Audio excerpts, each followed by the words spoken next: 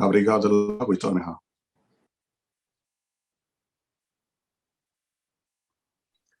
ما قويتم تذي هالليو نفس هاي هنسجل في الصاي حاجوس يتكلم الكلام مثلاً هو قويتم أبي بيلوده دحان ود جزاي قويتم جمر سكتر في بأسن الحريق زغانه يا سلامات كلهم مجمريا نزمدد زدالوه سنيدات.com مسغانا يغبو تي تعودي كتعن ميتن زي كله بوبيلاينا ها ودياتنا هنمرمر و كنمامي كنردا وكندالو نخل سلازي مسغانا بيت مدب بجمر تم ابزي تنطفو دما I think سالساي غزي ريكالو بريزنت خدغبر دكتور مبراتو and نتقدس نتكاو تقصالي سرحكا كمسغن فوتو كلهم كالوت كاب قدم زفولت حوي غرماي زميكيلون كي تحلله كل غزي بتزلو خلت እንዳ ተርጎመ ነትፍልጠት ዘካፍል ምስጋና ሕጃብ ምስጋና ግዜ ብዙሕ ከይውድ ሕጅና በሳሙኤል አማ መንሰይ ሳሙኤል አማ መጽ መጀመሪያ ቴንክ ዩ ከምዚልካ መምጻእካ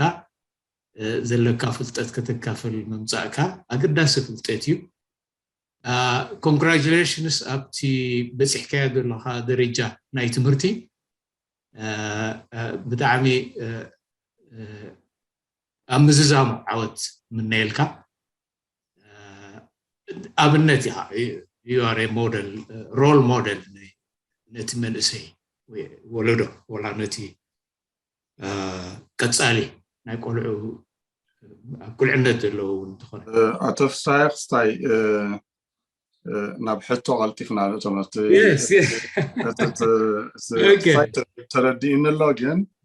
جزء سلزي أخلنا أوكي حجاب حتى مجمرياتي نايمن سيات أنا درجة عندما سابق الكله نفسي كريا خله أب سمعيتات ناين فلالد أب فلتات جن نسحجي أب نوسو كجلس أزخيل ككافلو زخيل فلتات تري حجانا انتهى حتى زدلي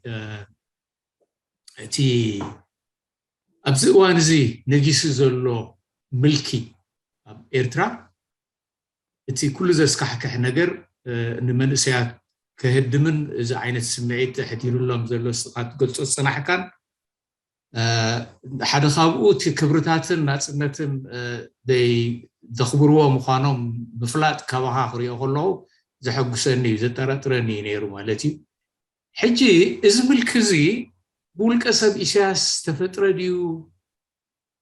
بمنصر كاختريم كلها ويس سيستمي سرعاتي نعوز دقفو زسرحو زمولو قالو يوم كسب نايدق متقتاوك يهلو ده مسلكا بمنصر كان حرقل اسكالي يحجزيو يعني لي اوكي ثانك يو متنا ادان نتقال صبغ زربان يعني لي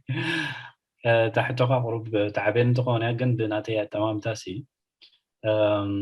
حدا اذن اتي ابيرتا زلو سرعات اتناي مقوت صار ناي مسكتي سرعاتاتو ازيو حياه سرعاتي كساب تحتي زورد ناي مقصصار ناي مسكتي سرعتات اللو مالتي ስለዚህ ሓደ ውልቀ ሰብ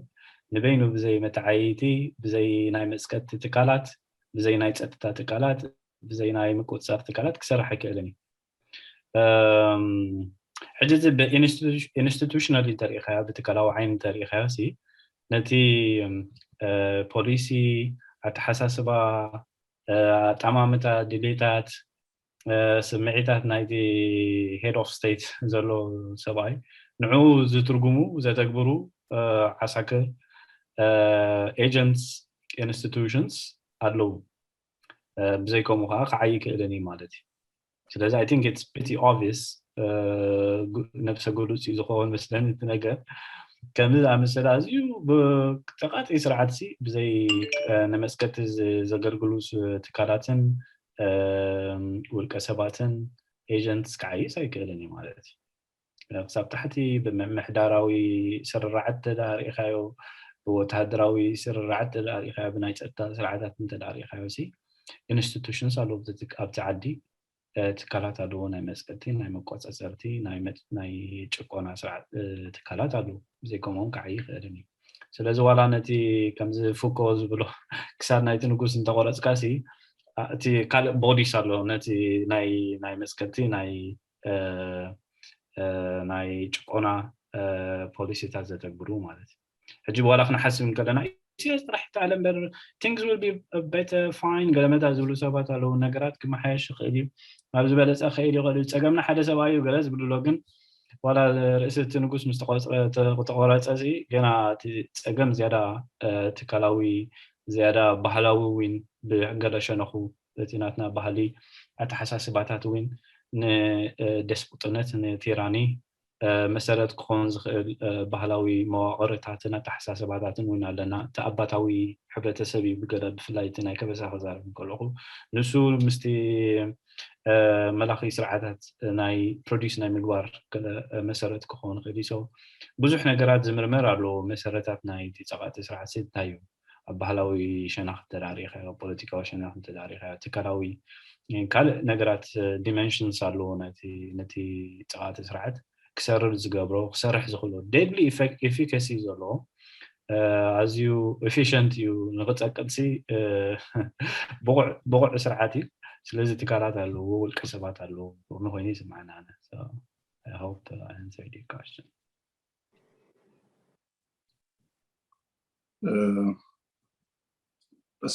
زعم انا عرب كترجم زلسب على دي ويكا زدلت له دحن بعلي حتت ስለዚህ ክንሓልፍ ዮሐንስ ሰራቃይ ልካጽንሕ ካም ስለነ ሰራቃይ ስፌሲን ኣጸጊሞ ለሕቶ ሓት ደልሎ ይልካዮ ሕጂ ብኸመይና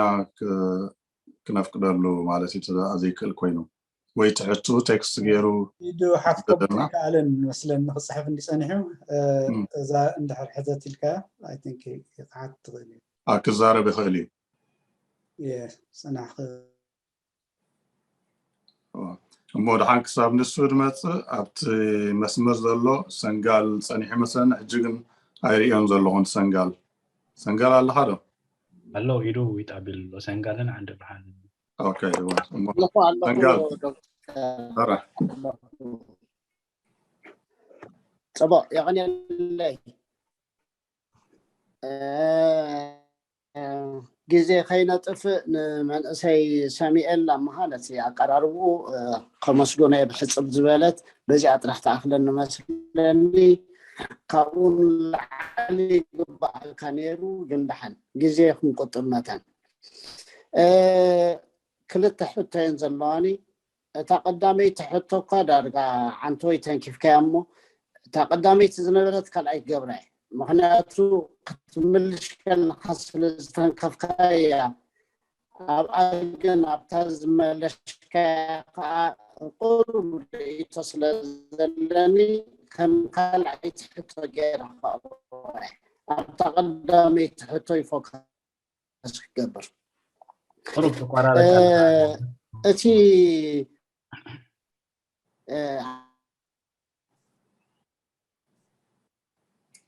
طفيكا سنغال حجي تقورا كقرار تصنحون هو أبيت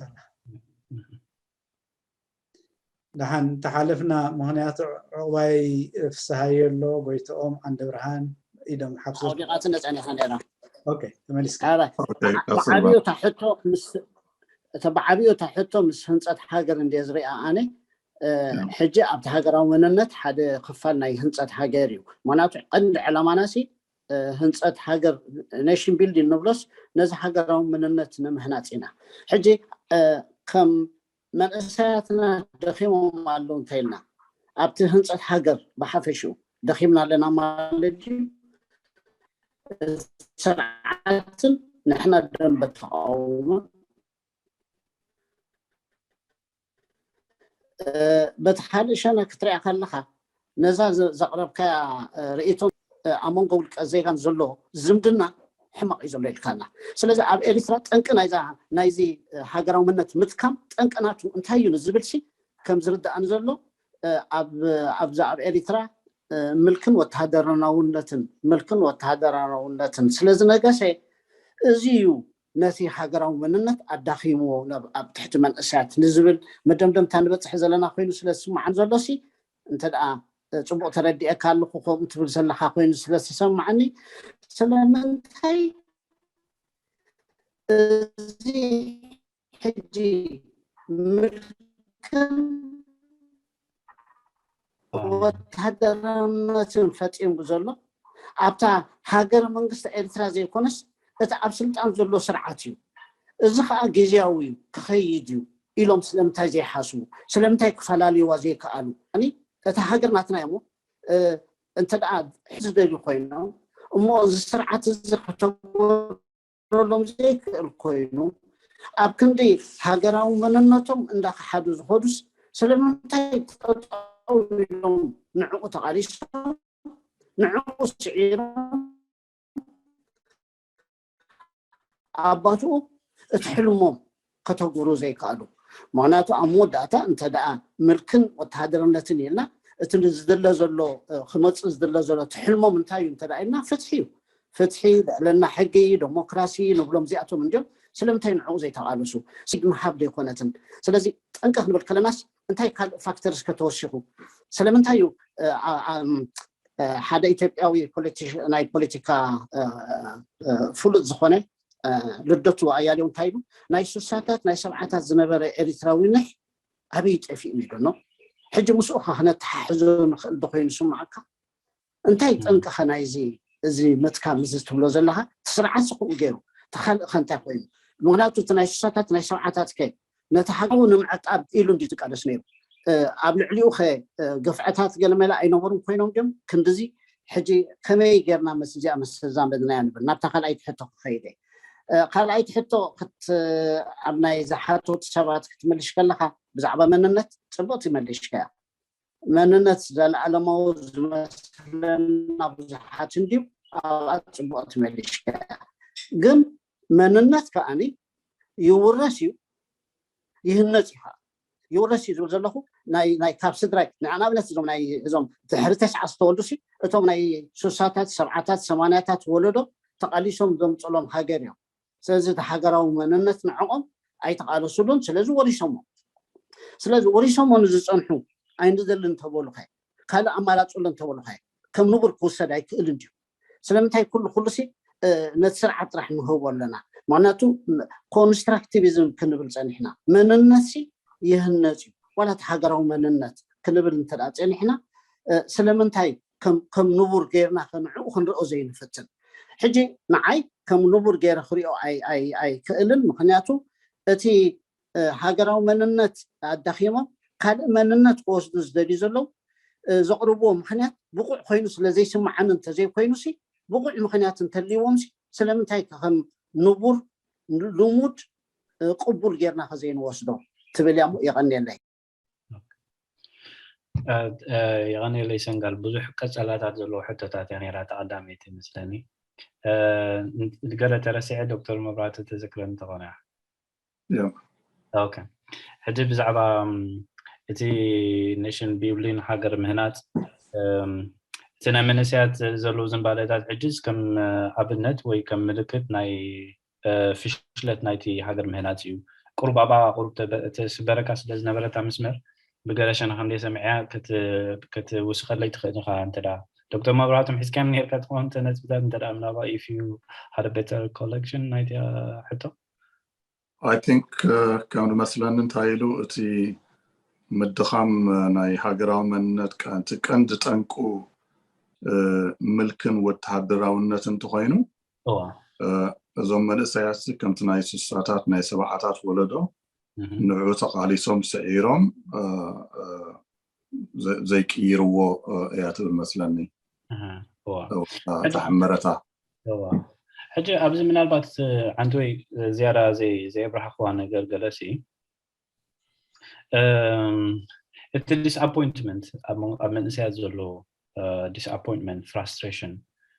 ተስፋ መቁራጽ ገለት ናቱ ዕምቆት ብግቡእ መምዛን ያገዳስ ኮይኑ ይስማዓኒ ምክንያቱ መንእሰያት ልክዕ ከም ህዝቦም ብዛዕባ ሃገር ገለዝ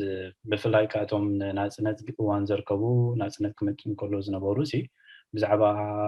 ኤርትራ ሃገራዊ ምንነት ብዛዕባ ኤርትራ ጽቡቕ ስምዒታትን ዓብ ሕልምታትን ልክዕ ከምቲ ዓብ ቅድሚኦም ዝነበረ ወለዶ ነይርዎም ኮይኑ ዝስማዓኒ ንሓይ ብናተይም ክንጋም ማለት እዩ ሕጂ ብመጠንቲ ዝነበረካ ባህግን ብመጠንቲ ዝነበረካ ተስፋን እቲ ኩንነት ኣዝዩ ሕማቕ እንተደኣ ኮይኑ እቲ ተስፋ መቁራጽ ዝያዳ ዓብይ ዝኸውን እቲ ተስፋ ብዛዕባ ሃገርን ብዛዕባ ተኽእሎታትን ዘለካ ጠማምታታትን ተስፋታትን ከኣኒ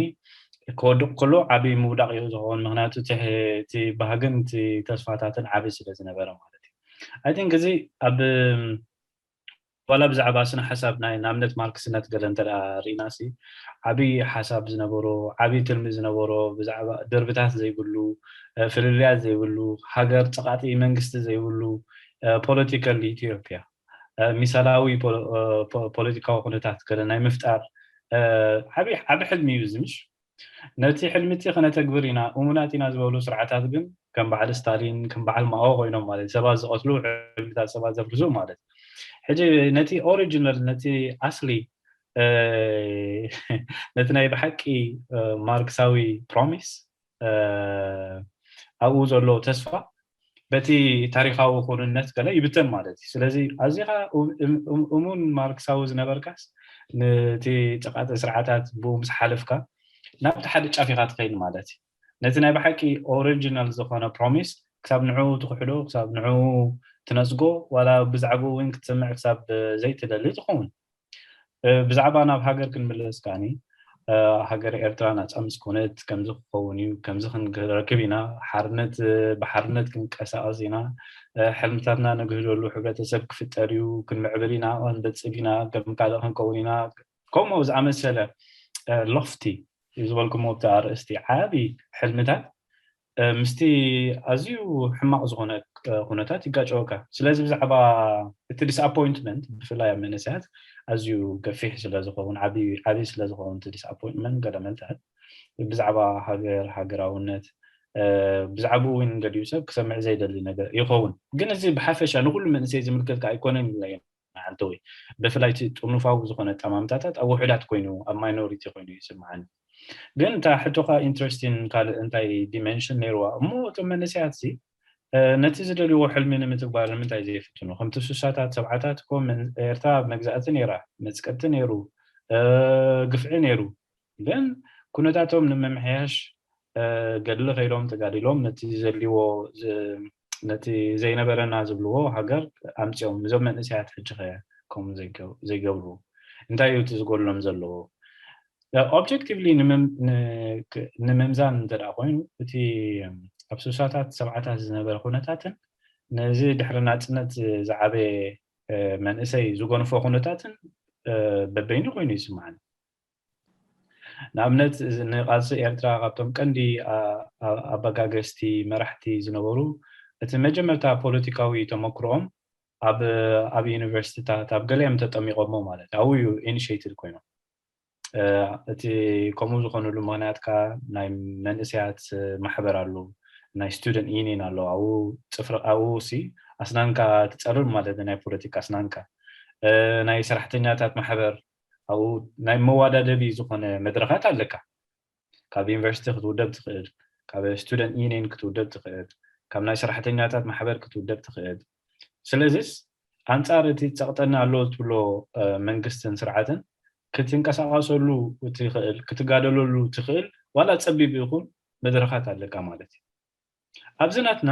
ፍጹም ዕፅዋ ኣበይናይ ንኣብነት ሓደ ሕጂ ፖለቲካዊ መንቋሕቋሕታ ሃልይዎ ኖ እዚ ኣብ ኤርትራ ዘሎ ኩነታት حماقي سلازي نوعو نمئلاي كقادل نزبل إرتاو منسي أبيناي تكالاوي مدرخ ወይ ማሕበራዊ መድረክ ኮይኑ ክዋሳ ይኽእል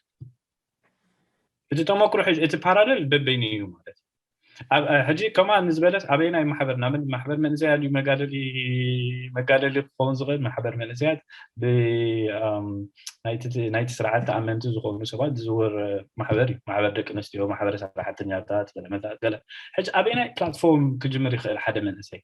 ولا تي زبهق مالتي ولا تي من قحقحتها زلو سب ولا كغبر ديليت زلو سبسي كابينا وين كبقسخ اذا ما بدغ زلو استفعلالي ناي تقاومو محبراتن تكالاتن غلخه مثال وشتي زلو منسيات زمدناتات كغبرو كختبو سبات اورغانايز كغبرو موبيلايز كغبرو يفوتون منالبات بزعباي كزارب ايدلني ግን منتي مبرر خون أبنت كباكم غير فاني بقديو فاني أبنتي مسح أبنت خون غير أبس مران كل غوسي EPDP زبالو حجوين زي فلتهم جن شعوس وقع حلو مني I don't know I like them so صحيفة لهم أبتناتهم ويب سايت كده ناي كونتاكت قال ملتات عليهم إيميل قال ملتات so I wrote to them أنا سيب زعبا ودوكم كفلت اللي قال لا صحيفة لهم ምናልባት ጠርጢሮም ንኾኑ ኾሎም እዚ ናይ ስርዓት ካድረ ክኾኑ ይኽእል ዋላ ኤጀንት ክኾኑ ይኽእል ግን ነቲ ዝተቐበሉ ነቲ ዝመፆም ኢሜይል ንኣብነት ተቐቢልና ዘለና ኢሜይልካ እዚ ከዓ ፖለቲካዊ ፕሮግራም ናይ ኢሎም ተሰደዱልይ እንታይ ይኾን ንኣብነት ኣነ ደፊረ ዓሻ ድፍረት ገይረ ንዖም ኮንታክት ገይረ ፍሮም ኣስማራ ሕጂ ሞቢላይዝ ክገብሩ ክኸትቡ ዝኽእሉ ፖለቲካውያን ውድባት ኣለና ዲዛ ዲያስፖራ ዘሎ ግልምታት ማለት እዩ حجنات منسي كله نعمنت كم ذكر يرندي إجابة عبيتي بزوم من أساس ما يلومس سنفات يوم توقسات يقولون يوم initiative يوصدون يوم نتزلون كنا تغيروا أي فتنون يوم يهدموا يوم هدمت يوم قال هم زعما أنا شاويز مثلني بناتي جمجمات تسمع جن كل التنقرات كزارة بدلية بزريتو بتحدى نتي ناي دحرنا سنت ولدو زغوانو فو مسكتن عفنان بقبو زي ممزان كوينوس معني بتحد شنا مغنياتو فوتوم سبيك اوكي تغات سرعاتيو ميوغا قالو تغات سرعاتات نيروميم تغات سرعاتات كا باي دير ديفينيشن بناتسنت بحرنت كتنقاسقاس يفكلول كانهم سلازتي ناتكا سبيس بعلها كريت كتقبرو لك تفطرو لك تبل تخيلك ግን ካውናውኻ እዚ ዓና ዘዕበና ስርዓት ፍጹም ንእሽለይ ትኾኑ ዊን ስፔስ ዘይፍቅደልካ እዩ ማለት ወላ ንእሽለይ ዊግል ሩም የብልካን ንእሽለይ ፍትፍት ክትብል ትኽእል ገና ኣነ መዛኑ ያለው ኣብ ገለ መንደቕ ጠቂዕኹም ተባሂሎም 5 ዓመት ኣብ ሃይ ማክሲመም ሴኩሪቲ ገለ መልታ ዝተኣሰሩ ማለት حجة الريسك is too big ولا قتلوا ينقلوا أشاروا ينقلوا قطفوا ينقلوا ينو سنعكم مبرها جلاء لكم نقول بوليتيكاوي من كسر نيش اللي أنفذ زلاتو نيش اللي من حتى زلوا سب it is word مقطعة انت عفنا نجلسي مواد تزلوا وين يسمعنا الناس لازم بو متن تي ناي منسيات بوكسو انتو حدا زي اللقاء يكون بايدو أنا وناتي جمجم كم يكونه من أساس تفعل الفتنات جلس يقبروا ما بدقنا وبشتن ده سلازم فوتهم فتنات يقبرون وممكن ولا ما ينقلنا أنت الآن إيشو قلنا تي مغنيات صغر أن خلالو سرعة هاي السلاسة كم سرعة إسياس يكونه أنا يدرجنا إسياس نقول I don't know historically maybe تتمسح سالفون غيرك أجت الناس إن إبتاز بجاجوس وجلس ما حبرش وعدت الكاتود بتقلب استفعل على قتمات من الوقت بوليس أنت نعرف يوم خارج نحمت نقطة عمت قال أسلوهم فتحهم بيت فردي وسلوهم أنا نبص حاجة زي أنا تعرف تما هرش لازم كون هاي بيت فردي كستات يلو هو رأتي كذات قال قاموا قال ما حبر نيرو قال متات بيت فردي تغيد نا visitation rights على كان أي lawyer قال قول كذا تفرد قال قاموا تادينو أبزي قاموا زبالة إيش اللي أنفذ زرع زبط أفيله سلازتي موجود دار parallel كنقدر كلنا جلسي we have to really appreciate أب كمية عينت كنا تعتادو تمنسي نقول تهم كذا هذا عسات عمد كأب ناي هجرة أقول ناي مسارع ناي منستر مكل خاد انت رأت سنة حكاسي أبا سابي خات انكسر أصلا رحت اللوقة برز اللوم قال نيش ليكوا بزعبا خونتاتك بحم دحريركاس زوردك قفعي تفوتو زوردك مقطعتي تفوتو انت راهون كاسي كميل كاو حجي نحرنت من قصاص تطبخكم عينت من سي مالتي سو ده حنتخفات زي انا تحت خمس سنين رسعت زي ما ناي مننت حطو غانيرا اوكي I can come to that point too. من الناس يورثن يهنس انديو سبليا. Yeah. Of course يهنس ان يورثن يقاير ስለዚህ ዞም ንኣብነት ትራንስመረብ አይደንቲቲስ ዝገብሩ ዘለዉ ሕጂ ናይ ትግርኛ ተዛረብቲ ገለመልታት ምስ ተጋሩ ኣብ ኢትዮጵያ ዘለዉ ሓደ ኢና ገለመልታት ክብሉ ከለዉ ደይንቡር ኣይኮነን ሕጂ ብኣና ንሕና ብሃገራዊ ዓይኒ ብናተይ ዓይኒ ብሃገራዊ ኤርትራዊ መንነት ክሪኦ ከለኹ ዳንጀረስ እዩ ሓደገኛ እዩ ፋሽስታዊ እዩ ከምኡ ፀቢብ እዩ ቅቡል ኣይኮነን ግን ከኣኒ ልክዕ ኢኹም ካልእ መንነታት ገለ ኮንስትራክት ክገብር ይኽእል እዩ ሓደ ሰብ ሕጂ ዘይንቡር ኣይኮነን ሰብ ዘይገብሮ ኣይኮነን ዝገብሩ ዘለዉ ግን ፖለቲካሊ ኣክሰፕተብል ኣይኮነን ንዓይ ሓደገኛ ከዓ እዩ ምክንያቱ ነፃሊ ፀቢብ ዓሌታዊ ኣብ ሃይማኖት ኣብ ገለ ጥራሕ ዝተመርኮሰ ምትእኽኻባት ስለዝኾነ ቅቡል ኣይኮነን ግን ዘይንቡር ሰብ ዘይገብሮ ከዓ ኣይኮነን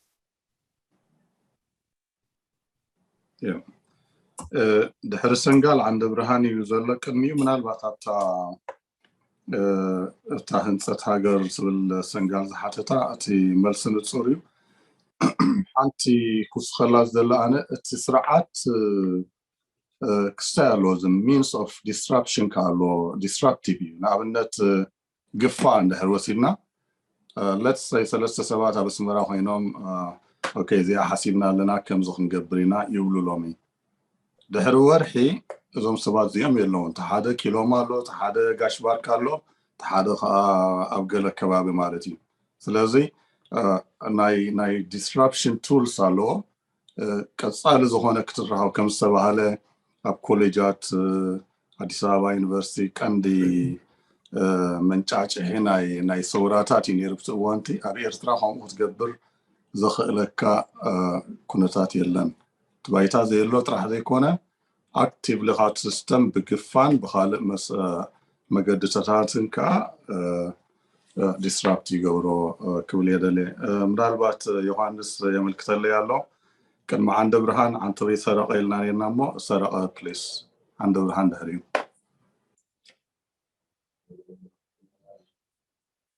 ፍስሃ እዩ ኣባ ዕዋይ ፍስሃ ቅድሚ ዓንዲ ብርሃን ዶክተር ኦኬ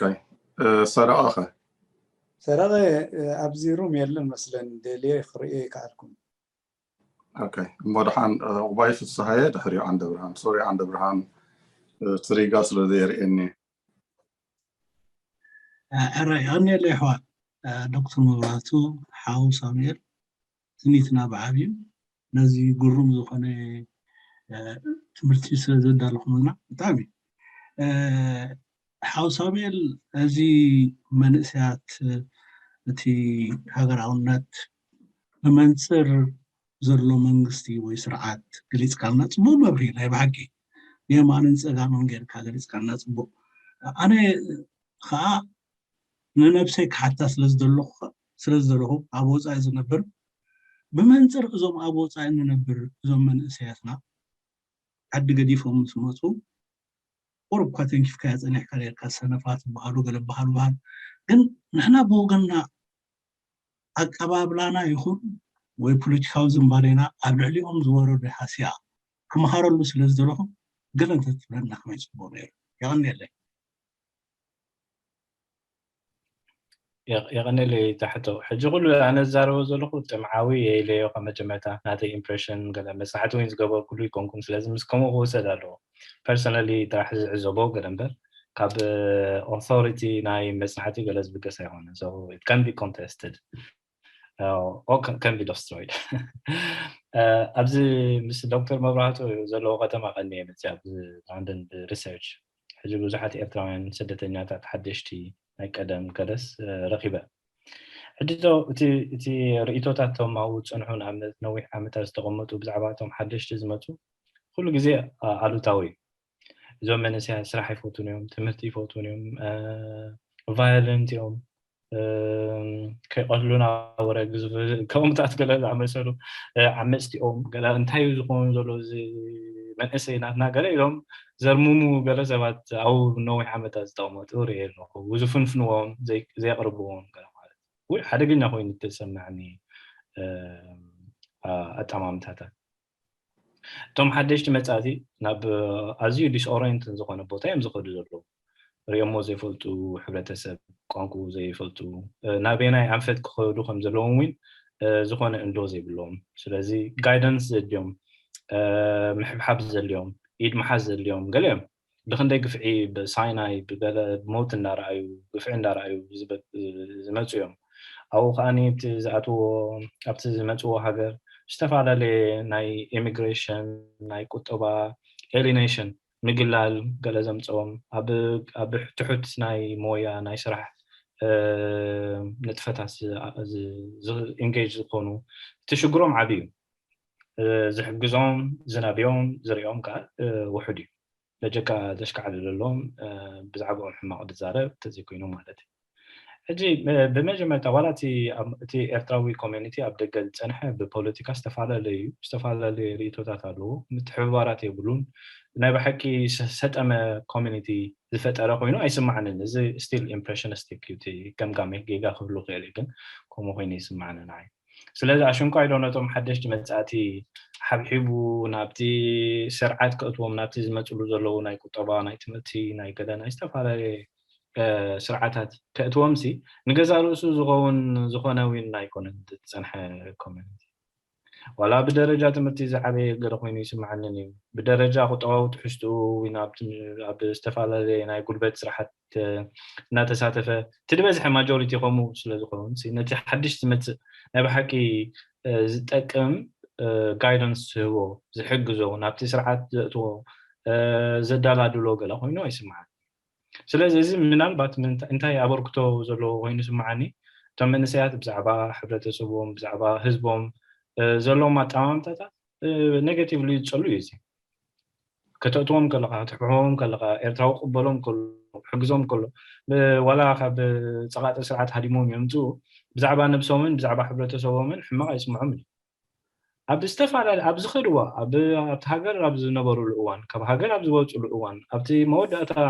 ዝዓርፍሉ እዋን ኣብ ኩሉ መሳልል ናይ ጉዕዞኦም ዝረኽብዎ ኤርትራዊ ዝገደደ ኤክስፕሎይቴቲቭ ኤክስፕሎይት ዝገብርዎም ኤርትራውያን ኣለዉ ዝሓመቐ ከዓ ኢንዲፈረንት ብዛዕባኦም ዘይገድሶም በለዩቲ ዝረኽብዎ ክስታይ ስለዚ ካብዚ ኢንተራክሽንስ ካብዚ ምውሳኣት እዚስ ጽቡቕ ሓሳባትን ጽቡቕ ስምዒታትን ሒዞም ክኸዱ ክጽበም ኣይትኽእልን እምበር ብኣንጻሩ ነይሩ እንተዝኸውን ጽቡቕ ኣቀባብላታት ምትሕግጋዛት ገለ ነይሩ እንተዝኸውን እቲ ናትና ኤርትራዊ ኮሚኒቲ ሓቋፊ ሓብሓቢ ነይሩ እንተዝኸውን ሲ ምናልባት ብዛዕባ ሃገሮም ብዛዕባ ሕብረተሰቦም ገለ ዘለዎም ስምዒታት ዝያዳ ህወታዊ ዝያዳ ፖዚቲቭ ገለ ምኾነ ኮይኑ ይስምዓኒ ስቲል ከም ዝብለካ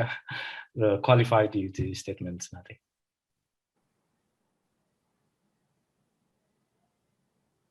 ወዲያ ያለው ኦኬ ታንክ ዩ ሰሚር ሞናብ አንደ ብርሃን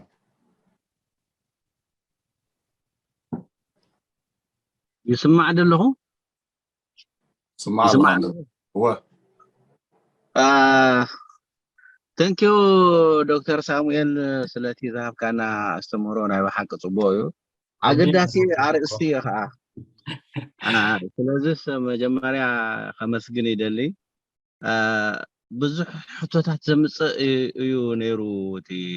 አቀራርባ ወይ ትመልሲ ግን ከዓ ብሓደ ወገን መጽናዕታውን ስለዘይኮነ ናተይ ዝስምዓኒ ዝዛረብ ዘለኹ ስለዝበልካስ ዋል ህጁን ዝሓቶሲ በተሰምዒትካ እንታይ ይመስል ካብ ዝብል ክሓትት ደልየ እንታይ ክብል ደልየ ኣነ ክልተ ሕቶ እየን ዘለዋኒ እዚ ሃገራዊ መንነት እሲ ኣብ ውሽጢ ከምቲ ሰንጋል ዝበሎ ኣብ ውሽጢ ናይ ሃገራዊ መስርሕ تفطر سمعتيو انا حنتي هاجر علاتني الكا ما انت اخذ وجو ما انت حما انا بصبون تواسالو سمعت مفتاريو ንስኻ ብመንግስቲ ጥራይ ዘይኮንስ በቲ ሕብረተሰብ ብዓበይቲ መራሕቲ ሃይማኖት ብልሂቃን ብምሁራን ብኣርቲስት እዚኦም ኩሎም ዝዋስኡሉ ብዛዕባ ናይ ኤርትራ መንነት ኣብ ምፍጣር ዝዋሳ እዩ እዚ ግን ኣብ እተን ከም መንሽሙ ከም ሱፕራ ኤትኒክ ናሽናሊዝም ዝብል አንትሮፖሎጂስት በረኸት ረድኢ በረኸት ኣብ ዝፅሓፎ ማለት ስንየት ሓደት ፕራይሞርዲያሊት ካልእ ከዓ ሲቪክ እዩ ዝብለ ወይ ኤትኒክ ወይ ሲቪክ እዩ ዝብል ስለዚ ኤርትራሲ ናይዘን እኩብ ኣብኡ ዘለዋ ኤትኒክ ግሩፕ ናታተን እኩብ ድምርያ ኤርትራ ንብላ ወይ ከዓ እቲ ሲቪክ ኢልና ንፅውዖ ዜጋ ንብሎሲ ናይዘን ኣብዚ ዘለዋ ተፈላለየ ቋንቋን ባህልን ዘለዋ ኤትኒክ ግሩፕስ ናታተን ኮምቢኔሽን እዩ ዜግነት ዝፈጥር ዝብል እጅት ኤርትራዊ መንነት ክንብል ከለና ከዓ ኤርትራዊ ስምዒት ኣብ ምፍጣር እዩ ዝራኸብ ዘሎ እጅና ናብ ታሕቶ ክመፅእ ዋላ እኳ መንነት ዝፍጠርን ኮንስትራክት ዝግበርን እንተኾነ ኣብ ኤርትራ ዘሎ ባይታን ምስ ኣውሮፓ ዘሎ ክነተሓሕዞ ዝግባእ ኣይመስለንን ምክንያቱም ዝኸዶ ርሕቀት ኣሎ ማዕሮ ናይ ወዲ ናይ ጓእ ናይ ዞም ጌይ ገለመለታት ካልኦን ብዙሕ ናይ መንነታት ኣሎ ብመዐቀን ናትና ናይ ክውንነትና ግን ስጋብ እጅ መፅኡ ዘሎ እንታይ እንተልና ኤርትራ ብክልተ ሃይማኖት ዝቆመት ክልተ ቋንቋ ትውከል ዝብላ ተሓሳስባ ሶሳይቲ ኣክልተ መቂሉ ከምዚ ኮይና ኢና ኤርትራ ንኸውን ዝብል ኣተሓሳስባ ኣሎ ብፍላይ ብተቃውሞ ከመይ እዩ ኣብ ሓደ ሃገር ክልተ ሶሳይቲ ፈቂርካ ሓደ ኤርትራዊ ዜግነት ክፍጠር ዝከኣል ብግብሩ እንተዳርኢና ሊብናን ክንወስዳ ንኽእል ኢና ስለዚ ይፍጠር ስለዝኾነስ ዘይናትካ ቋንቋኻን ባህልኻን ከለዎ ኣነ ገለ ክፋል ህዝቢ ኤርትራስ ዓረባዊ እዩ ናብ ዝብል ዝኽይድ ኩነታት ንነዊሕ እዋን ካብ 50ታት ጀሚሩ ዘሎ እዩ ስለዚ ከምኡ ማለት ካድዩ ቅኑዕ እዩ ዝኣካይዳ ማለት ካድዩ ንጹር ክትገብሮ ስለዝደለኹ እዩ ካልኣይቲ እንታያ ዶክተር መብራህቱ የኽሓት ትደልየ ምክንያቱም እዚ ናይ ትግርኛ ኣብ መቐለ ዩኒቨርሲቲን ኣለምሰገድ ኣባይን ዘምፅዎ እዮም ዝብል ነይሩ ምክንያቱም እቶም ተጋሩ ዝብሉ ትግርኛ ዝበሃል እጂ ስኻትኩም ዝፈጠርኩሞኹም ተጋሩኦኹም ትበሃሉ ይብሉ እዚ ግን ኣነ መጀመርያ ኣብ ዓዋተ ዶትኮም የሰሚዐ ቅድሚ ናይ መቐለ ማለት እዩ ወላ ኣብ ኤርትራውያን ከምኡ ዓይነት ፖለቲካ ነይሩ እዩ ህዝባዊ ግንባር ትግርኛ ምፅኡ እምበር ተጋሩኦኹም ዝብሉና ኤርትራውያን ነይሮም ባዕሉ ናይ ዓዋተ ክስታይ ማለት እዩ ኣብ ፓልቶ ከምኡ ብል ኣነ ሰሚዐ ስለዚ እንታይ ክብል ደልየ እዚ ሰለስተ ወለዶ እዚ ክፅናዕ ደ የብሉን ኣብ 50ታት ዝነበረ ንኣብነት እንታይ ኣኹም ትደልዩ ተባሂሎም ክመፁ ከለዉ ኣቦታትና ስለምንታይ እዮም ብሓንቲ ቃል ሓንቲ ኤርትራ ዘይብሉ ገሊኡ አንድነት ገሊኡ ጣልያን መፅያተም ማሕደረና ገሊኡ ተቅሲም ገሊኡ ኤርትራን ኤርትራውያን ዝብልሲ ስለምንታይ ተሃገራዊ መንነት ኣብቲ እዋን እቲ ኣይተራእየን እንታይ ትጠንቁ ነዚ መንእሰይ እዚ ብከምኡ ዲና ክንዕቁኖ ትመበገሲ ንገብሮ ዘለና ኣብዚ ሕጂ ትንታኔ እዚ መንእሰይ እዚ እንታይ ኮይኑ ካብ ዝብል ዝብገስ እምበር እንታይ ወሪሱ ዝብል ኣይኮና ንርኢ ዘለና ስለዚ እዚ ሰለስተ ወለዶ እዚ ክረአ የብሉን ገለገለ ሰባት እንታይ እዮም ዝብሉ ህዝቢ ወፃዓለኒ ግን ወፃዓኻ ኣሜሪካን ወያኔን እዮም ዝብገሱ ዝብል ኣባህላ ኣሎ ስጋብ ክንደይ ክሳዩ እንድዕግን ከምኡ ዓይነት ኣረኣእያ ኣሎ ስለዚ ዶክተር ምናልባት ካብኡ ረኣእያ ዲኻ ትብገስ ናትና ፀገምሲ ንወያነን ኣሜሪካን ጥራይ ክንህብ ድዩ ወይስ ውሽጥና ክንፍትሽ የበልና እንደው ዝብል እዩ ዘለኒ የቀኒየለይ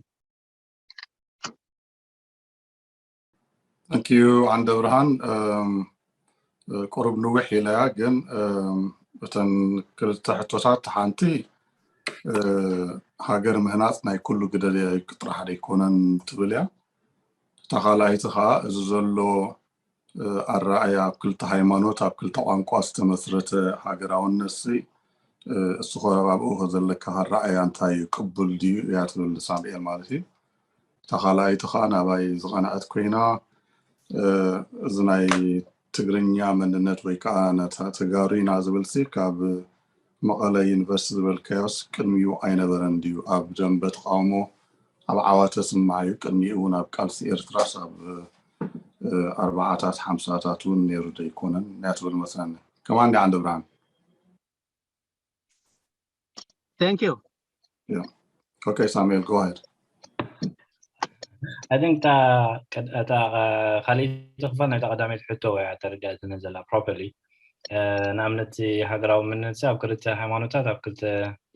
كده كموتات كفافيل كاس دي خاطر عنصو زلا كده تا حتى أوكي كموتات كامو بارفريز قبل لي دكتور ما بس قالتها. نو زلو هاجراو همصت ወይ ካብ ኤርትራ ደሎ ተሓሳስባ ወይቲ መንግስት ፕሮሞት ዝገብሮስ ኣብ ኤርትራ ክልተ ዓበይቲ ሃይማኖታት ኣሎ ክልተ ቋንቋታት ከዓ ኣሎ ወይ ከዓ ቋንቋ ዝመሰረቱ ሃገራውነት ትግርኛን ዓረብን ዝብል እዩ ስለዚ እዚ ቅቡል ዲኹም ዲሃቱ ዘለካ ኣለካሎ ኖ ከም ኣይኮነትን ዶክተር ኣነ ዝብል ዘለኹ እንታይ እዩ ካብ ቀደም ካብ 50ታት ጀሚሩ ሲ ቀንዲ መሰረቱ ፍልሊ ዝነበረ ሓደ እዚ ኤርትራ ብክልተ ሃይማኖት ቆይማ ክልተ ቋንቋ ኣለዎ ዝብል ብግዜ እንግሊዝ ዝጀመረ እዩ ቅድሙ ዓረብኛን ገለን ዝበሃል ነገር የለን ኣብ ታሪክ መጽሓፍቲ ቁርብ ተወኪሰ ስለ ዝነበርኩ ዝርድእ ዘለኹ ስለዚ እዚ ሃገራዊ መንነት ብክልተ ሶሳይቲ ተፈጥሮ እንተኮይንካ ናይ ብሓቂ ሃገራዊ መንነት ክፍጠር ይከኣል ድዩ ዝብል ኣብ ተቃውሞ ደንበ ዘሎ እዩ ተዛሪበ ኣነ ስለዚ ብከምዚ ሲ ክፍጠር ይከኣል ምክንያቱም ንኹምኡ ኣነ ዘበገሰኒ መንነት ተሃንጾን ተወርሶን እዩ ስለዝተባሃለ ይህነጽ ከኣሉ ሕጂ ክፋል ህዝቢ ኤርትራ ሲ ዓረባዊ ተባሂሉ ይህነጽ ኣሎ ዋላውን ኣብዚ እኮ ተርጀማ ኣኹም ትብሉ ዘለኹም ከም እንታይ ዲ ዝብገስ ትምዕቀን እንተ ዳርኢናዮ ሲ ክልተ ሶሳይቲ ኣሎ ካብ ዝብል ስለዚ እዚ ሲ ናይ ጽባሕ ኤርትራ ሃገራዊ መንነት ከረጋግጽ ይኽእል ድዩ ምክንያቱም ይፍጠርን ይቅረጽን እንተይልና ሕጂውን ይኹምኡ ዘሎ ይቅረጽ ዘሎ ሓደ ቋንቋን ባህልን ዘሎ ሓደ ኤትኒክ ግሩፕ ምንም ነገር ዋላ ዝናይ እንታይ ሓትብሉ ዝናይ ኤሪትሪያን ኮቨነንት ዝብል 2010 ዝወፀ ኣብ ዓዋት ደትኩም ብክልተ ይዝመቕሉ ሪሰርች ዲም ዝብሎ ትጽሑፍ ብክልተ ይዝመቕሉ ስለዚ ዝኾነ ኣስላማይ ዘበለ ዓረብ ዝጥርንፎ ትግርኛ ዘበለ ከዓ ትግርኛ እዚስ ሃገራዊ መንነት ከምዚ ጌርካ ንክፍጠር ቅቡል ኢልካ ዶ ተኣምን እዩ ናተይ ፖይንት Okay, I think thank you Andobran for clarifying it. ናተይ ኣጠማምታ እንታይ እዩ ዝኾነ ሃገራዊ መንነት ሃገርነት ኔሽን ቢልዲንግ ሃገር ምህናት ነቲ ሕብረተሰብ ኣብቲ ሃገር ትበሃል ዘላ ፖለቲካል ኤንቲቲ ዘሎ ዝተፈላለዩ ሕብረተሰባት ናቱ ብዙሕነትን ተቐቢሉ ዝፅምብል ክኸውን ክኽእል ኣለዎ ናብ እቲ መንግስቲ ዝመደቦ ካታጎሪስ ብሓይሊ ዘእቱ ዘይኮነስ እቲ ኣብ ውሽጢ እቲ ሕብረተሰብ ኦረዲ ዝፀንሐ ቅድሚታ ሃገር መመስራታ ዝነበረ ዝተፈላለዩ ናይ ቋንቋ መንነታት ናይ ሃይማኖት መንነታት ናይ ካልእ መንነታት ዝቕበል ከም ዘለዎ ዝቕበል ዝፅምብል ጥራሕ ዘይኮነሲ ንትንሳኤውን ንዕቤቱን ከዓ ዝሰርሕ ክኾን ኣለዎ እቲ ሃገር ምህናፅ ማለት እዩ ዝኾነ ኣብቲ ሃገር ዘሎ ንእሽተይ ዋላ ይኹን ዓብይ ይኹን ብዘይገድስ ቁጥሩ ማለት እዩ ብዘይገድስ ነቲ ብዙሕነት ዝቕበልን ንዑ ዝፅምብልን ንዑ ዝዕብን ክኸውን ክኽእል ኣለዎ እዛ ኮይኑ ዝስምዓኒ ንዓይ ሕጅብቲ ብዛዕባ ኤርትራዊ ሃገራውነት ተመሊስና መጀመርታ ጥንሰ ሓሳብ እቲ መጀመርታ ብዛዕባ ኤርትራዊ ሃገራውነት ዝፀሓፉ ንዑ አርቲኩሌት ዝገበሩ ወይ ድማ አርቲኩሌት ምግባር መጀመርታ ሱግሚ ዝወሰዱ እቶም ናይ ኣርባዕታት ናይ ፖለቲካ መራሕቲ እዮም ወይ ድማ ናይ ፖለቲካ ነጠፍቲ ሓሰብቲ እዮም በዓል ኣቦይ ወልደ ማርያም ኢብራሂም ሱልጣን ካልኦትን ማለት እዩ ሕጂ ኤርትራ መንያ ኤርትራዊ ሜኒዩ ኣብ ዝብል ሕቶ መሰረታዊ ሕቶታት ገለ እዩ ማለት ናይ ሃገራዊ መንነት መሰረታዊ ሕቶታት እዚኣተን ሜኒዩ ኤርትራ ከመንያ ኣብ ዝብል ሕቶታት ሲ ኦኬ ኤርትራዊ ዝበሃል ብሓፈሻ ኣዘራርባ ክልተ ሃይማኖታት ኣለዋ ኣብቲ ዓዲ እስላማይ ኣሎ ክርስቲያን ኣሎ እቲ ብዙሕ እውን ዳርጋ ተመጣጣኒ ማለት እዩ ሕጂ ሰንሰስ ስለ ዘይብልና ናይ ሕጂ ክንዛረብ ኣይንኽእልን ኢና ግን ናይ ሽዑ ብብዝሕ እውን ተመጣጣኒ ብዙሕ ዘለዎ ሃይማኖቱ ብሓፈሻ ብክልተ ዝምቀል ዝተፈላለዩ ብሄራዊ ኤትኒካዊ ምድባት እውን ዘለዎ ማለት ትግርኛ ትግረ ካልእ ማለት እዩ እዚ እዩ እቲ ኤርትራዊ ዝበሃል ነታ ኤርትራ ትበሃል ሃገር ዘቑም ህዝቢ እዚ እዩ ስለዚ እቲ ሃገራዊ መንነት ከዓ ነዚ ሪኮግናይዝ ዝገብር ነዚ ኣፍልጦ ዝህብ ነዚ ድማ ዝፅምብል ክኸውን ኣለዎ እቲ ናይ ዓረብ ናይ ትግርኛ ቋንቋታት ንኣብነት ኦኬ እቲ ኣስላማይ ምስ ወይ ድማ መታሕት ንኣብነት ዘሎ ኣብ ከባቢ ሰምሃር ኮስተል ላይንስ ገለ ዘሎ ዓረብ ናይ ሃይማኖቱ ቋንቋ እዩ ናይ ፍትሒ ቋንቋ እዩ ናይ ቤት ፍርዲ ቋንቋ እዩ ናይ ኮሚኒኬሽን ናይ ትሬድ ናይ ንግዲ ቋንቋ እዩ ናይ ብዙሕ ናይ ናብሩ መሳለጢ ቋንቋ እዩ ስለዚ ከም ኦፊሻል ላንጉጅ ከም ወግዓዊ ቋንቋ ናይ ሓደ ክፋል ናይ ሕብረተሰብና ሪኮግናይዝ ክግበር ኣለዎ ሓደ ኣርጊመንት እዩ ማለት እዩ ስለዚ ሃገራዊ መንነት ክንሃንፅ ከለና ነዚ ክፋል እዚ ሪኮግናይዝ ክትገብሮ ኣለካ በቲ ሓደ ወገን ከዓኒ ሳይ ዘብል ዝኾነ ኣብ ከበሳ ዝነብር ሕብረተሰብ ኣለና ትግርኛ ዝዛረብ እቲ ትግርኛ ከዓኒ መማሓደር እዩ ቋንቋ እዩ ናይ ሃይማኖቱ እኳ ሽዑ ግእዝ ስለዝኾነ ጀነራሊ ኣብ ቤተክርስትያናት ዝልመድ ናይ ሃይማኖቱ ቋንቋ ኣይምበልናዮን ግን ስቲል ኣብ መምሕዳሩ ኣብ ናይ ፍትሒ ስርዓቱ ኣብ ዝተፈላለዩ ነጥፈታቱ ነቲ ቋንቋቲ ይጥቀም እዩ ስለዚ እሞ ከዓ እቲ ቁፅሩ ከዓ ብዙሕ እዩ ስለዚ ኦፊሻል ላንጉጅ ንዕኡ ከዓ ሪኮግናይዝ ንገብሮ ሕጂ ኮንሰንሰስ እዩ ስምምዕ እዩ ብዙሕ ክትዓት ኣለዉ ንስኹም እዚ ዓረብ ትብሎ ዘለኹም ናይ መጻእተኛታት ናይ ወጻእተኛታት ቋንቋ ኢምፖስት ገብሮ ኣለኹም ገለ ዝብል ብፍላይ ከዓ ካብ ማሕበር ሕብረት ኣባላት ዝነበሩ ካውንተር ኣርጊመንትስ ነይሩ ግን እቲ በቲ ሓደ ዝመፅእ ምጉት ከዓኒ ቋንቋ ዓረብ ናይ መናገዲና ቋንቋ እዩ ናይ ሃይማኖትና ቋንቋ እዩ ናይ መፋረደዲና ናይ ፍርዲ ስርዓትና ቋንቋ እዩ ኣብ ቤት ፍርዲ እዚ ናይ መዝገብና ቋንቋ እዩ ናይ ዝኽርና ቋንቋ እዩ ናይ ታሪክና ቋንቋ እዩ so it's our language ከምኡ ዝኣመሰለ ኣርጊመንት ኣሎ እዚ ሕጂ ኣነ ከም ዝመስለኒ ብናተይ ኣጠማምታ ክልተ ዕኑድ ናይ ኤርትራ ሃገራውነት ክኸውን ዝኽእል ነገር እዩ ፀገም ዘለዎ ከማን ኮይኑ ኣይስምዓንን እንተደኣ ብክፉት ልቢ ርኢናዮ ማለት እዩ ኢምፖዚሽን ወይ ድማ ኣብ ምስግዳድ እውን ኣይኮኑ ይስምዓንን ምክንያቱ ንሕናስ ኣብቲ ፍሮንቲየር ዞን ኢና ዘለና ኣብቲ ዶብ ዝበሃል ማለት እዩ ዝተፈላለዩ ናይ ካልቸራል ዞንስ ናይ ሚድል ኢስት ናይ ኣፍሪካ ባህላዊ ብሎክስ ዝራኸብሉ ኤክስቼንጅ ዝኾነሉ ሓሳባት ዝለዋወጥሉ ንግዲ ዝለዋወጥሉ ሰባት ዝንቀሳቀስሉ ዞባ ኢና ዘለና ስለዚ ትናትና ባህላዊ ትሕዝቶ ሃይማኖታዊ ትሕዝቶ ዋላ ቋንቋዊ ትሕዝቶ ፅልዋታት ናይዚ ዘለናዮ ስፍራ እዩ ናይ ብልጫ ኮይኑ ዝስማዓኒ ማለት እዩ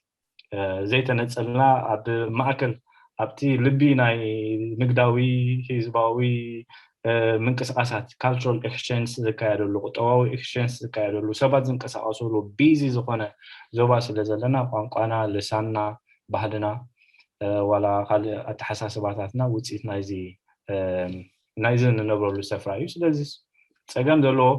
ኮይኑ ይስማዓኒ ዝያዳ ብልጫ ዘለዎ እምበር ተዘይ ኮይኑ ዝያዳ ናይታ ሕቶ ነዚ ኮይና ትስማዓኒ think I will stop here. I think ጽቡቕ ጌርካ መሊስካ ኣላ ኣነ እታ ፀገም ትመፅእ እንታይ ይመስለኒ እቲ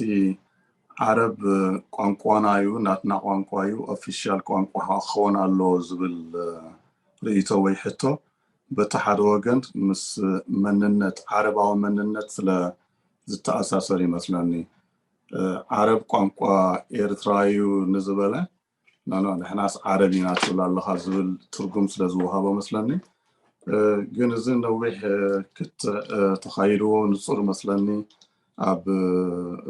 እዋን ቅዋም እውን ተዘሪቡሉ እዩ ክሳብ ሕጂ ከዓ ፍታሕ ዘይረኸበ እዩ ግን ብናተይ ርኢቶ ኣጸጋሚ መስለኒ ኣነ ብናተይ ተመክሮ ክሪኦ ከለኹ ኣብ መታሕት ዓረብ ቋንቋ ናይ ኤርትራ እዩ ኢለ ዝኣምን ግን እቶም ህዝቢ ከዓ ኣዕራብ እዮም ዓረብ ቋንቋና ኢልካ ዓረቢና ምስ ምባል ሓደ ኣይመስለንን እቲ ትግርኛ እውን ከምኡ ኣብታ ናይ ትግርኛ ክምለስ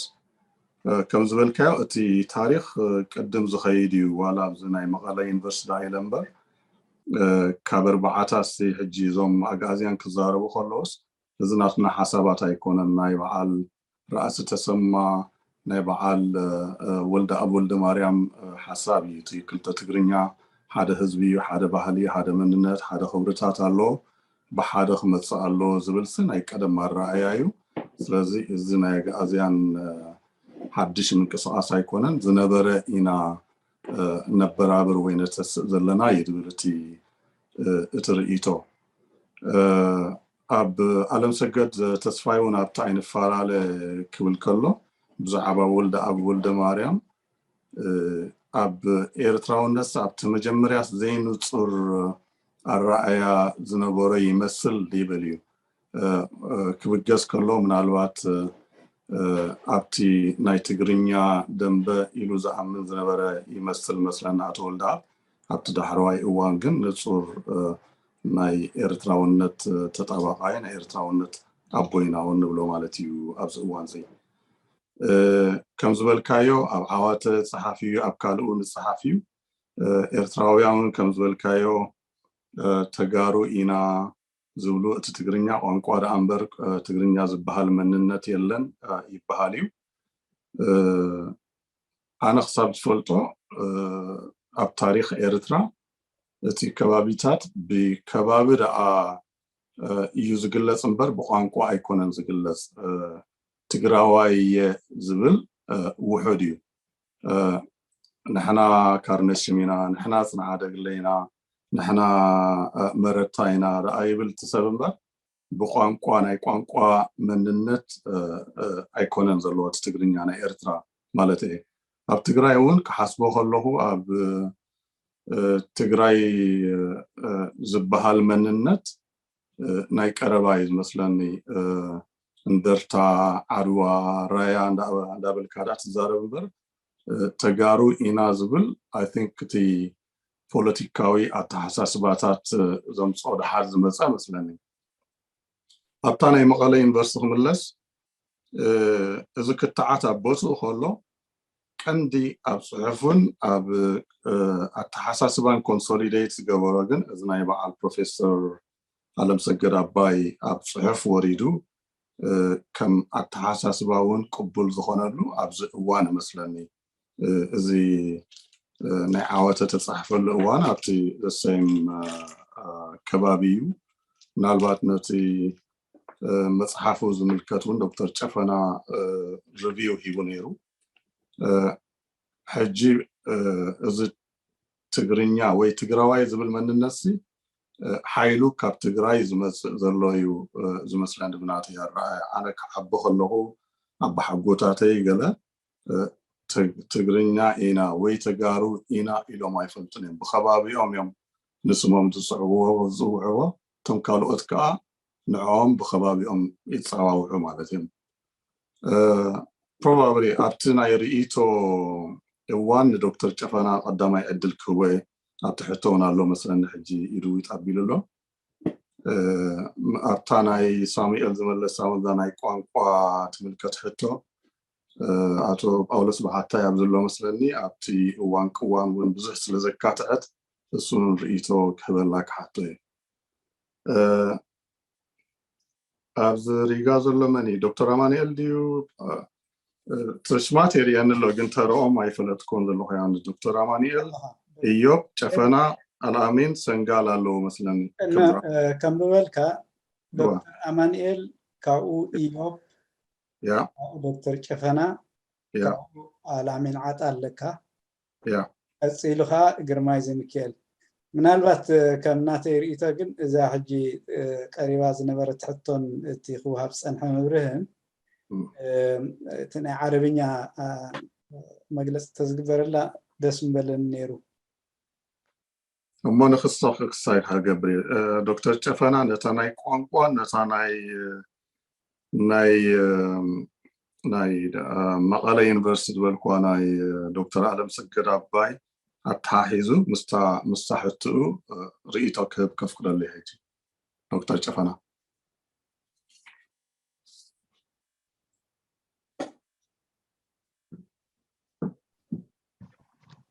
الله هذا دكتور ጨፈና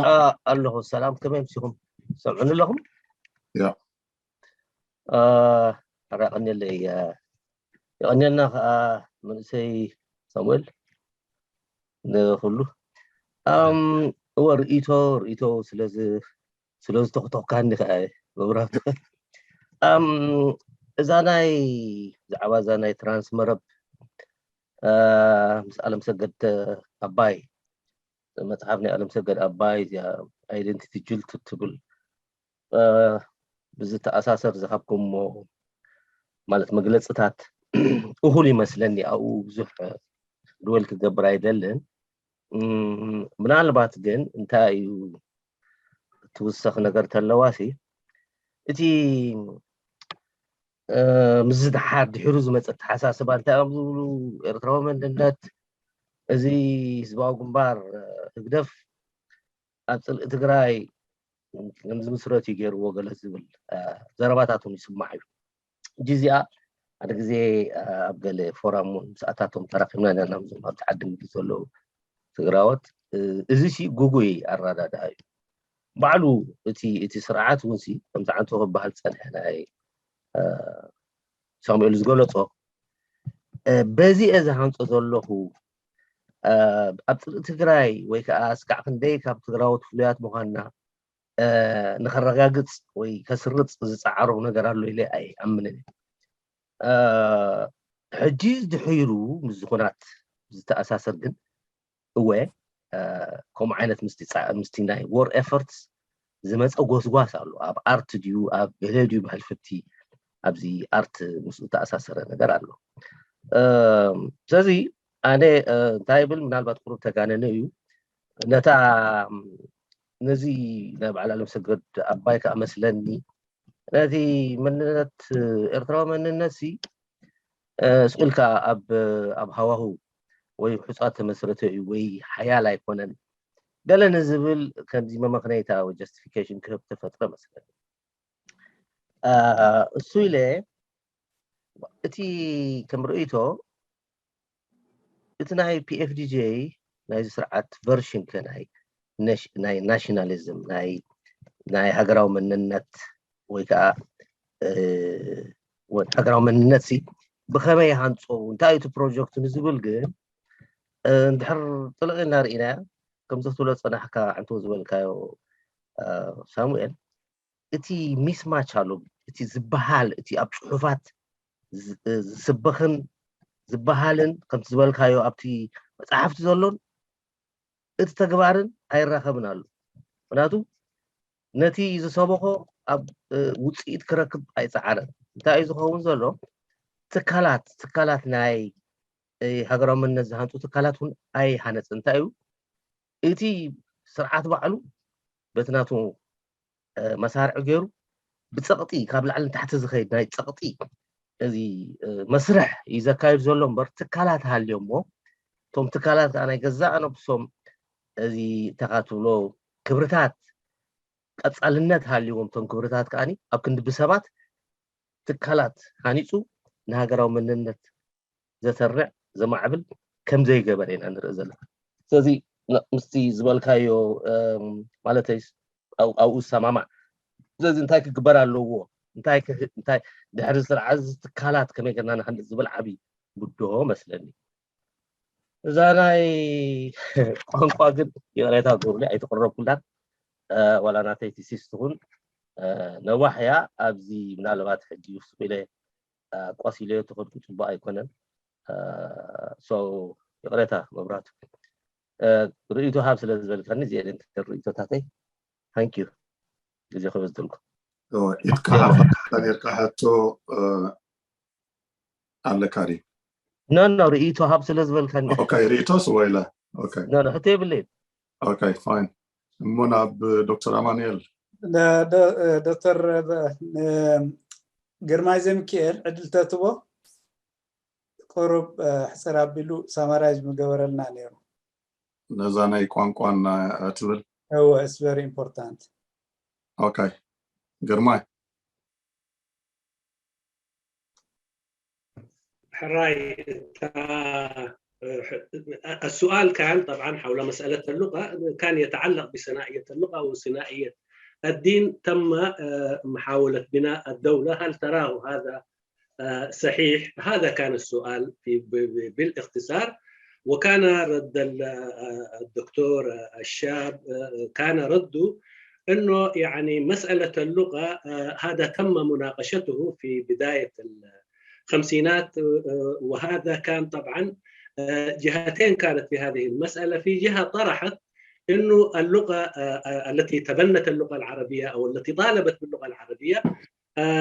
كانت تتبناه ليس كونه لغة دينها فقط، بل إنما هذه اللغة كانت لغة المحاكم، لغة التعامل اليومي، لغة حفظ المستندات هذه الجهات، لغة حفظ تاريخهم. فبالتالي من هذه الزاوية تم مطالبة هذه اللغة. وأيضا من الجانب الآخر كان يدور النقاش أن هذه اللغة هي لغة أجنبية لم يتحدث بها، لكن أيضا طرح من الجانب الآخر هذه اللغة هي اللغة التي نتفاهم بها فيما بيننا نحن، ومثل ما ذكر أن هي لغة ليس لغة دين فقط، وليس من دخولها هو من باب لغة الدين، بل إن لغة تعاملنا يومي، لغة عقودنا، لغة تاريخنا، ولغة حفظ مستنداتنا. فبالتالي من هذه الباب أن نرى أن تكون هذه اللغة موجودة. فبيقول يعني أنا بالعكس أجي أشوف هذه المسألة كانت مسألة صحية، لأنه بدلا الناس طالما توافقت على لغتين وهذه اللغتين ممكن تتعامل بها فيما بينها، هذا بالعكس كان أراها أنا ظاهرة صحية، وهي أيضا ما قيل عنها هي لغة رسمية، حتى أن تجي أشياء أخرى أو أشياء شيء آخر أفضل من ذلك. يعني كانت لغة فعلا يعني مسألة ثنائية اللغة كانت توحد بين كل الاتجاهات الإريترية، فكانت لها ميزة وتميزوا بها الآباء القدامى في طرحهم التعامل باللغتين بدلا من كل اللغات التي يتحدثونها، اختصارها في لغتين كلغة التعامل. بالعكس يعني تحسب لهم، وهي يعني أنا من جانبي أراها يعني مسألة صحية وصحيحة، وكان يجب أن تكون هكذا. هذا كان رد الدكتور بالاختصار. فهي عامل توحيد وعامل تقارب وعامل تجانس وعامل توافق بين الإريتريين كانت، وهذا هو شيء يعني ممكن أن نثني يعني أن نراه من زاوية إيجابية وزاوية صحية. وأنا أرى أيضا يعني كان قرار حكيم وليس بناء دولة على ثنائيتين، ثنائية اللغة وثنائية الدولة، بل إنما الشيء المطلوب من اتخاذ هذا القرار كان بتوحيد الإريتريين فيما بينهم بلغتين رسميتين. وديا له. Thank you زميكيل. ناب دكتور رامانيال كنحل فينا.